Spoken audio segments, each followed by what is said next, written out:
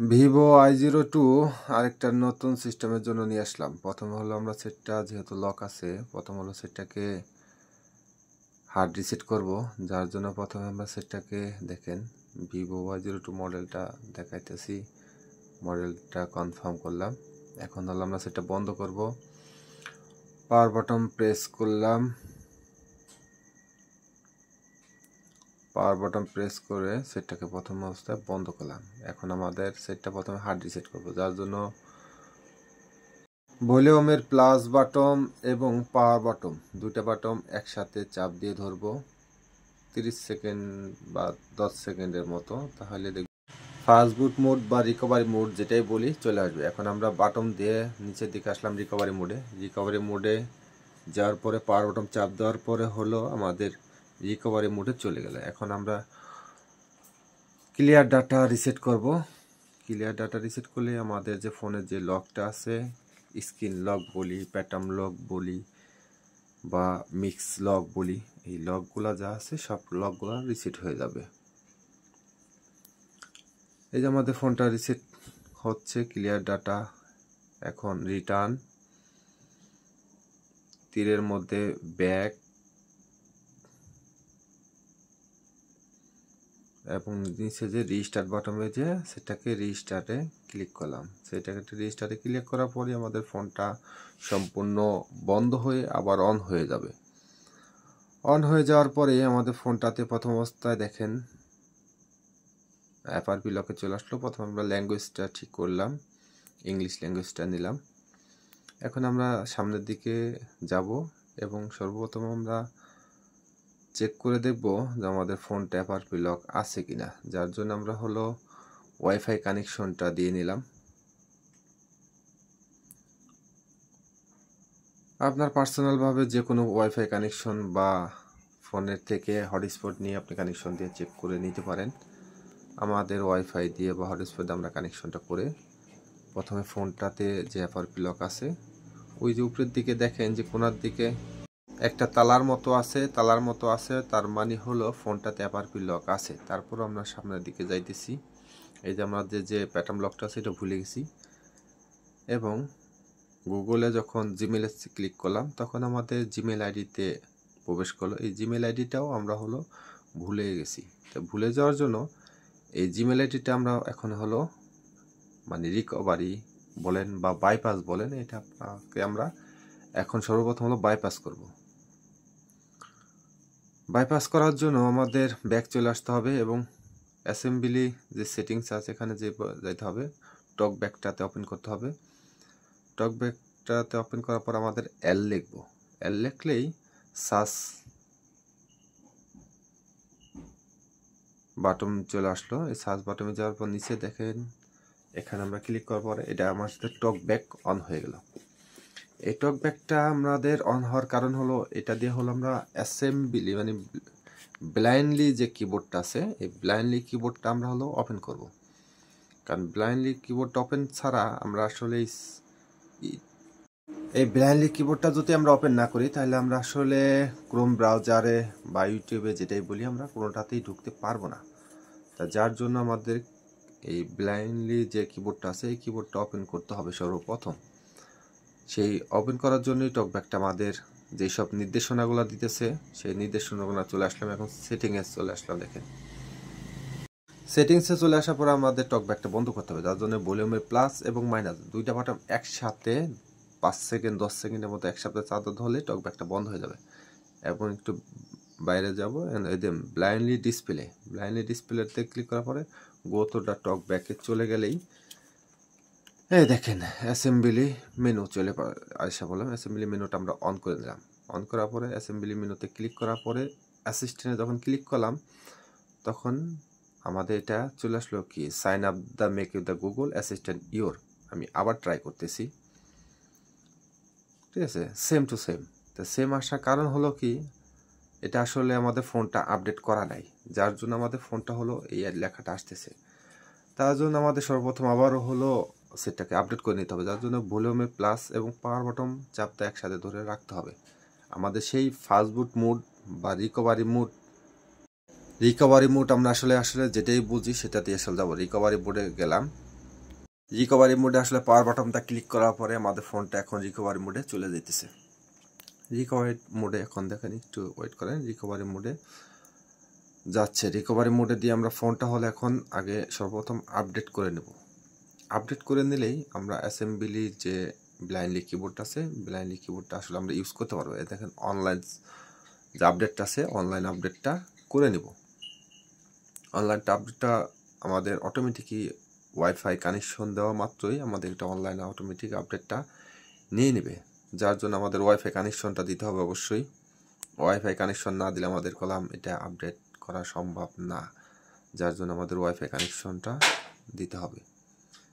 এই যে আমাদের ওয়াইফাই কানেকশনের জন্য এই দেখেন ওই যে অনলাইন আপডেটটা চলে আসছে। এখন ওটার উপরে যখন আমরা ক্লিক করলাম তখন আমাদের সার্চিং দ্য ওয়াইফাই, আমাদের ওয়াইফাই সার্চ করতেছে। ওয়াইফাই সার্চিংটা হওয়ার পরে এখন আমাদের ওয়াইফাই কানেকশনটা নিয়ে নিল। আমরা ওয়াইফাই কানেকশনটা দিয়ে দিতেছি পাসওয়ার্ডটা দিয়ে যখন আমরা ডান করে দেব তখনই আমাদের এটা অটোমেটিকই আপডেটটা নেওয়া শুরু হয়ে যাবে। এখন আমাদের ফোনটা আপডেট নিতে থাকবে। তা আপডেটটা সম্পূর্ণ ভিডিওটা আসলে আমি দেখাইতে পারিনি, এই কারণে যে ভিডিওটা অতিরিক্ত লং হয়ে যাবে। ওই যে ডাউনলোড টু ইনস্টল এইটাতে যখন ক্লিক করবো তখন এটা আমাদের অটোমেটিক সম্পূর্ণ আপডেট হয়ে অটোমেটিকই অন হয়ে যাবে। তা আমি সম্পূর্ণ ভিডিওটা আসলে দেখাইতে পারিনি, এই কারণে যে ভিডিওটা অনেক বড় লং হয়ে যাবে, যার জন্য আমি এটাকে শর্ট করে দিছি। আমি চলে আসলাম এবং আমি যখন অ্যাসেম্বলিতে আবার ক্লিক করলাম দেখেন এই যে এখন আমার কিবোর্ডটা চলে আসলে এখন আমরা এখানে লিখবো ইজি শেয়ারটা লিখবো এবং ইজি শেয়ারটা লেখার পরে ইজি শেয়ারটা আমরা একটু কপি করে নেব এই কারণে যে এই ইজি শেয়ারটা আমাদের আরও একবার ঢুকতে হবে, কারণ যার জন্য আমরা ইজি শেয়ারটা কপি করে নিলাম। ইজি শেয়ারটা ওপেন করতেছি।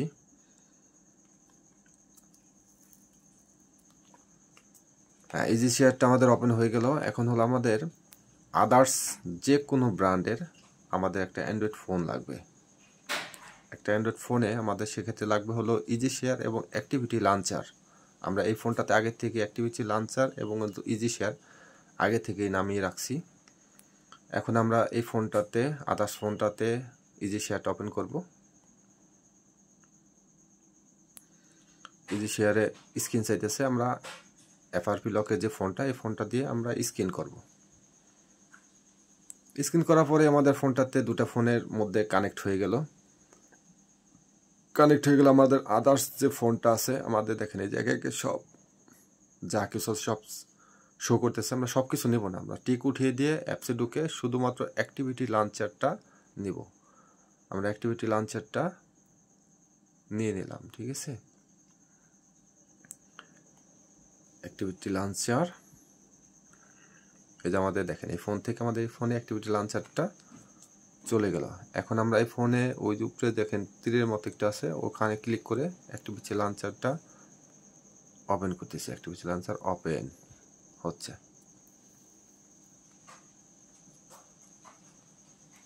অ্যাক্টিভিটি লঞ্চারটা আমাদের ওপেন করতেছে।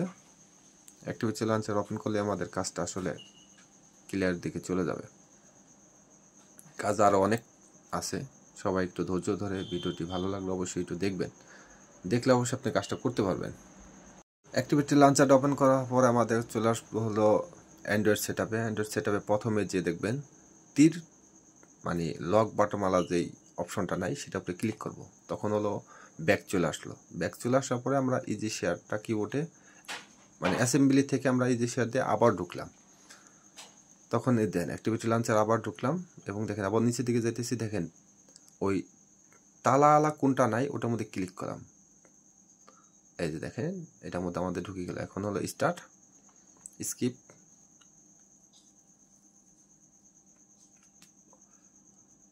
নেক্সট।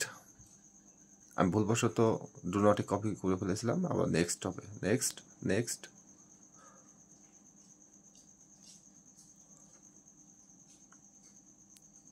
এখন গুগল সেটিংস,